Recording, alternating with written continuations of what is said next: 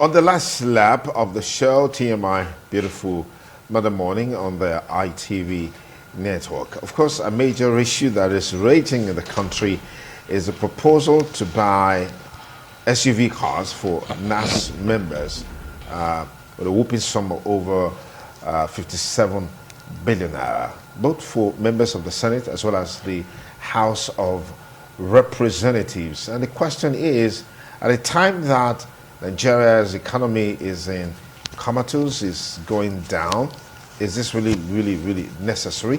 Well, we're also looking at the possibility of reducing the cost of governance. I'd like to thank very especially a civil society activist, Comrade Christopher Ojekiri. Chris, thank you for joining us on the program. Thank you, Sonny. Good morning.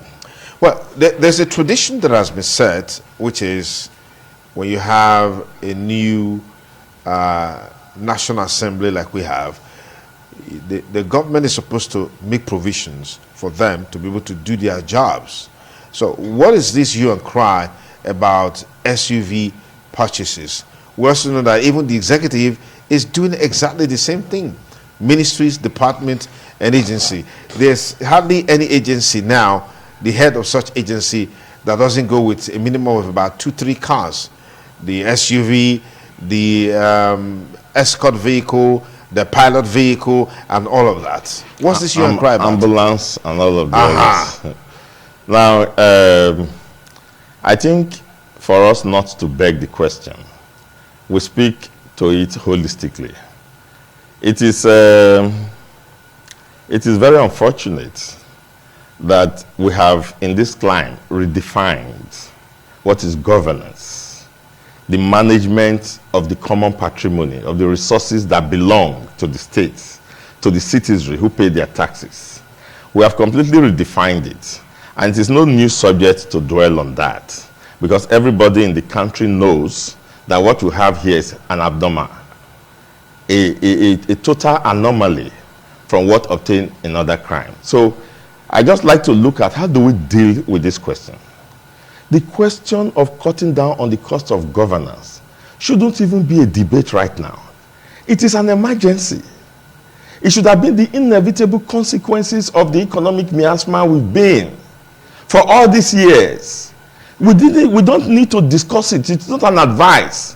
It is something that should have come as a given in a country where we have found ourselves. And then we have found ourselves in the worst of conditions by the pronouncement of the head of government right now in the country has thrown us into impossible and unimaginable proportion of sufferings and poverty. You are having the ruling house, let me call them, because it is now a kingdom. So you have the ruling house of Nigeria. That is what the political class have considered themselves to be. You are having the ruling house having to even suggest such thing. Now, if it is a norm and a convention, who says that you must, every time you have a sworn-in government, do away with all the billions that you have expended to purchase the same thing, and some of them in the best of conditions, that even if you take them to this sales store right now, you can still sell them almost as new. Now, you do away with all of them by whatever means. The senator from Edo North, Adam Soshomole, almost revealed to us how they do away with it. And then he was brought to the Senate and questioned and made harangued into agreeing, and then he had to apologize. What simply happens is that when they are going, they loot all of those things. They take their furniture, they take their vehicles, they take everything away and leave the place empty again for the next government. That has been the tradition. So it is not any way of saying this is what we need to do for those who are coming in. The vehicles that were bought 4 years ago, in fact, the vehicles that were bought 8 years ago are still very good vehicles to you. Some of them who are there didn't have vehicles in that condition when they got in there. Now you are saying, do you need a new SUV to do your oversight function? Is SUV the competence that you need to do oversight function to ensure productivity? Now let me tell you, so as I said earlier, we should speak to the whole attitude of the fact that the kingdom, the ruling house have forgotten that this is a democracy and it's not a kingdom where you have those who think that it is our turn and it's our opportunity to loot the common patrimony. They should know that what they should do and what is expected of them is what we call accountable democracy. Accountability. Accountability means that you manage the resources for the benefit of all. Now, go to their remunerations, for instance. You are earning 29 million naira. I was doing my mathematics. If you remove 20 million naira from 109 senators, now you translate to about 7.2 billion. I mean, from 360 House of Reps, sorry. From 360 House of Reps, translate to about 7.2 billion. If you remove the same from the from 109 senators, translate to about 2.18 billion. If you put that total together, you have about 9.38 billion. If you spend 9.38 billion in one major federal road in each state, you would have started 12 such major federal roads in the 36 states of the federation in just 1 year, and multiply that by 4 years.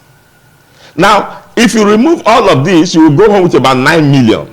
Let us assume that you are spending 1 million to take care of your legislative aids. You are paying about 3 legislative aids, 300 and something thousand plus. If 300 and something thousand plus will do for your legislative aid who has wife and children, some of them will have more children than you have, and you think that's good enough for him, and it's good enough for him to pay his fees and to pay his rent, why will you be complaining that 8 million that is balanced to you as an individual is not enough for you? So why would our legislators earn anything more than 9 million, 8 million? I mean, I'm being generous. Why would they? So everything extra that they are earning is we the poor subsidizing their profligacy, subsidizing their ostentation. Because you as an average Nigerian can live comfortably and pay all your bills and do every other thing with 5 million naira a month. Okay. In fact, you can even buy a car every month if you choose to. Okay. So why would they live beyond that 8 million naira if you remove 1 million naira, for example, for their legislative aid? So what it simply tells you that they require the other extra just to subsidize their profligacy. Okay, now that's what it is. So why is it that it looks like the emphasis and the focus is on NASS, whereas in actual fact, this same thing is going on with the executive. Yes. Yeah, because I mean, the executive fix. We hardly talk about that. Yes. We hardly emphasize that or highlight that. It's always about the NASS. Are we being fair in that direction? No, I'm looking at it because I mean, it's the one that have come to the fore. Now, it's started to be about NASS because, you know, during the time of Obasanjo, when the Ghana must go syndrome came up, that was when eyes were focused on NASS. People had trusted the legislator.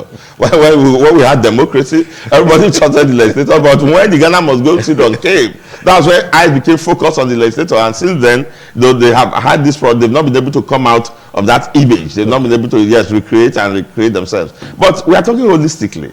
I agree perfectly. The same goes for the executive. So I'm saying their own now is known. It has come out what they earn. You know, after China's TV did their research, they came out to say a senator earns about 29 million naira monthly. So we can even use that to extrapolate and think that I don't think that ministers earn 29 million naira, even if I know that they also enjoy all of these perks of office. But I am saying what they take home, because those perks of office remain, they have not touched those ones. That perk of office is for all of what you call the political office holders. Okay. I mean, all those other things like this. I'm talking of what they take home that we know. I don't think a minister earns 29 million naira. What they took home that we know is come to the public space. So we use that as our basis of extrapolation and of our analysis. So I'm saying that just common sense tells us that if you had that kind of patriotism that you tout every time you stand up there and you say I represent the good people of this, and you begin to swing your agbada and you are talking as if you cared so passionately for the country, charity should begin with you. The country is not feeling the impact. That's why the APC as a party and the government in power is seen as a hypocritical government. Because you can't be saying that you care for people and you are acting against the interests of those people by your action. You remove our ability to be productive. Because by being able to buy energy, which is fuel, we're able to move from place to place, and we are productive, contributing to the society, for which again you ask us to pay tax for our own contribution. And then you are sitting there, you have not made any such sacrifice. Now the subsidy that you have removed, and we are paying, we are now paying for the subsidy that you ought to be subsidizing. You are now taking the money we have saved from subsidy to go and buy SUV for yourselves. So what is happening that the poor is now subsidizing the rich. The poor Nigerian taxpayer, the productive sector, the people who work, the people who give services, are now subsidizing the profligacy of those who have all of the working condition is the best. Go to the National Assembly. There is no better national house in the world than our National Assembly. Now, you pay for newspapers, you pay for the tea you drink in the morning, you pay for your cleaners, you pay for your wardrobe, you pay for all these people. This one don't come to the public. Then you take home 29 million naira per month. So what is happening? We have to bear the brunt, and where the money that we are bearing the brunt going is going to this. Because now we expect that the government should be talking about capital projects. To say, okay, I mean, that was the whole, what was started before us. That once we save all of this money now from subsidy, we begin to, how many days? We are going to have about 300 days of this government before we begin to hear any impact. We have had the first 100 days, we are waiting for the second 100 and the third 100 days. We have not seen anything that was supposed to be done in any 100 days. We are supposed to be hearing that Lagos, Benin, Lokoja and Abuja Road, this is the amount. And now, 50-something point something billion. Do you know the road that can tar? Yeah. 57 point something billion. Do you know the road that can tar? So, there is no interest. It is sad and unfortunate. Because what they are doing is that they are reinforcing. Before Nigerians have become cynical and despondent. They've lost hope before. But they are just reinforcing those feelings. And I hope they understand that by the time you reinforce those feelings to the point where the man now becomes insensate to whatever he does, you are going to be the one that will bear the brunt. Well, they are there to kill them the way they killed them during the NSAS. But there's a point where you can no longer kill them.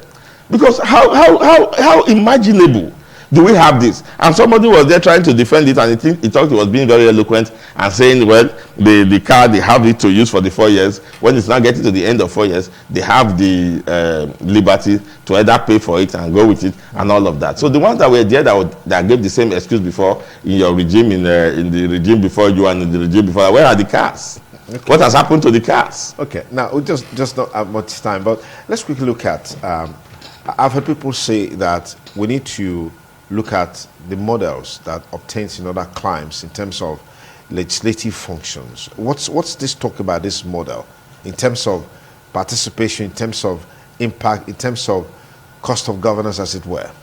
Now, our own system is just built around profligacy. We can't see any productivity. When we're talking of models, we say we copied the American model. I'm surprised that Bill Clinton did not pay his debt. And by that I mean what he owed the state, by way of what the state contributed to his training and all of that, until after he became president. I mean, I read this myself. After he became president, he was invited to give a speech in Japan. That one single speech earned him $400 and something thousand. And I remember Hillary then saying it was more than what he earned a year as president. And it was from that proceed that they were not able to clear their debts. So when you talk of American model by mouth, when you have to defend yourself, you should also remember that it's American model by sacrifice, it's American model by contribution, in terms of contribution to the society, to bringing out laws that will help benefit society, driving the oversight function to the... Now, by oversight function, do we have any record, any data anywhere that by oversight function they've been able to change this ministry, discover this crime, and you just get a full-blown media bravura of a high-profile case, and after talking, who is prosecuted? Nobody is prosecuted. In fact, the more you hype it, the more you're power of negotiation with those who are the culprits. That's what we know. So, and that's what it is. And that's what the civil society have found out. That's what it is. So now, what model are you running? It's unique. It's unique to the whole world, because every other time we see contribution of, I mean, look at what is going on in the American Senate. Look at how Republicans and Democrats are teaming up together to take their position on the international issue that is happening in Israel. I mean, this is no longer, here you will have argument until we start to fight there again. Yeah, so that is it. Some will be arguing on the basis of religion until we start to fight inside the House of Assembly. So that's when you talk about contributions and model. This is what we want to see. What's your position on international policy? What's your position on, have they spoken about it? Everybody's afraid to talk. They say it's a volatile matter. And that's why Gumi is talking again. When you are not talking, when you leave non-state actors to begin to speak on issues of state, we're speaking of arresting Gumi, it's treason. What they are saying is sedition. He's trying to incite the Muslims against the Christians, incite the North against the South. What does he have to say before it becomes a national issue to debate there? You are talking about SUVs. Now, until Gumi's statement, if there's a Gumi in the South and he comes out with incendiary statements like that, and then it gets to the point where we're about to burn the country, that's when you will now realize the implication of what Gumi is saying. So when you say you are laying claims to privileges, you should know that people are also laying claims to what they are getting as a value addition to the country and to the taxes that they are paying. Absolutely. Absolutely. Thank you very much, Christopher Ojekere. If we have more time, certainly I'd love to continue with this conversation. But about on the final note, yes. In line with the last comment that you made about Gumi and the FCT Minister Wike, yes, you've seen the reactions that is trailing that. Yes, all over the country. Not from the authorities. So when I say authorities, the government in power. Yeah. It is individuals who are now reacting, and then even defining the implication of the statement. I couldn't believe it that somebody in Nigeria could make such statement, because it was totally incendiary. I mean, the man did not mind words. He said the FCT minister, and he was saying this during preaching. When you can inflame the passion of the adherents, of the members, of the followers. Yeah. So he knew what he was doing. Gumi is a professor. Okay. He knows what he's saying and he knows what he's doing. So he knows the effect of what he was going to say and what he was saying. And the Southern president is only just less than 6 months in power. Okay. So now he can't even bear with that. He can't even bear that. And now how do you reconcile that with a man who said he was the mediator and the peacekeeper between us and the terrorists?